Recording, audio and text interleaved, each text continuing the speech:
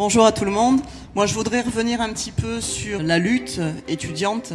On a parlé ici des pans de société entiers qu'on cherche à faire s'écrouler en tuant les services publics, la marchandisation de la santé. On a déjà une santé à deux vitesses qui se développe. Pour l'éducation, c'est un petit peu pareil. C'est juste la casse de l'école de la République, la fin de l'égalité des diplômes, la sélection et la marchandisation du savoir. Avant, quand on apprenait à être un citoyen, on formait un cerveau, on apprenait à apprendre, à réfléchir. Maintenant, c'est l'employabilité, le mot à la mode. Qu'est-ce que ça veut dire ? Ça veut dire de quel logiciel vous avez besoin pour faire ce travail, quel est le vocabulaire économique anglais que vous devez comprendre pour accomplir cette tâche. Et le reste, n'encombrez pas votre cerveau avec, on n'en a pas besoin. À Montpellier, la lutte a commencé en février à la fac de lettres. Maintenant, la fac est depuis plusieurs semaines bloquée, elle est autogérée. C'est assez fascinant d'ailleurs la manière dont ils gèrent ça. C'est là qu'on voit les jeunes qui prennent conscience, qui prennent leur destin en main, qui grandissent et qui ont énormément de choses à proposer avec du dynamisme et plein d'idées, avec justement aussi de la nourriture intellectuelle. Ils organisent des débats à l'intérieur. Et à la fac de droit, le 22 mars, la collègue de Strasbourg en parlait tout à l'heure, la camarade, il y a eu des exactions d'un petit commando avec des accointances fascistes, fascisantes, avec une ligue identitaire très connue chez nous, qu'on combat depuis des années, qui s'appelle la Ligue des Midis. Ils sont extrêmement dangereux.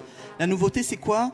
La nouveauté, c'est que vous avez dedans des étudiants, des profs notables et respectables, des chargés de TD et des gens du personnel.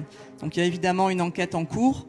Ça a choqué beaucoup de gens. Évidemment, nous, en tant que responsables politiques, on est montés au créneau et les militants aussi. Qu'est-ce qui se passe maintenant ? Ça aurait pu s'arrêter là. Les étudiants ont décidé de continuer la lutte et de s'appuyer aussi, d'accepter aussi le soutien des camarades de la France Insoumise et de tous ceux qui voulaient venir. Le 14 avril à Montpellier, qu'est-ce qui va se passer ? C'est à la fois pour dénoncer les exactions fascistes et à la fois pour repolitiser la lutte, la recentrer contre la réforme Vidal. Et ça, c'est très très très important. Comme disait Jean-Luc tout à l'heure, la spécificité, c'est que ça part des étudiants, alors qu'à Marseille, ça part de la CGT et des interpros. Et à Montpellier, on est en train de travailler, les étudiants y travaillent énormément, à faire le lien avec les interpros. Il y a déjà la maison des chômeurs qui s'est joint, il y a le Front Social 34 et ils sont en lien avec les cheminots. Donc face effectivement à tout ce matraquage du gouvernement qui attaque la justice aussi, tout à l'heure Hélène parlait de la justice, on est matraqué un peu de tous les côtés, on voit quand même qu'il y a ce terreau un peu partout qui sort, qui prend des formes différentes selon les endroits. Évidemment, moi j'invite tout le monde à se joindre aux luttes le 14 avril, à Marseille, à Montpellier, à Lille, et s'il y en a ailleurs, c'est très important qu'on soit partie prenante de tout ça. Alors j'ai des camarades sur les réseaux sociaux qui disent mais il y en a aussi le 19.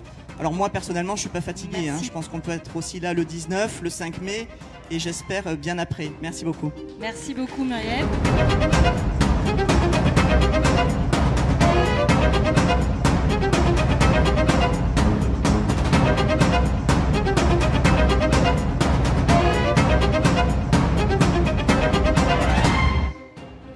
Nous parlons pour une masse de Français qui nous écoutent.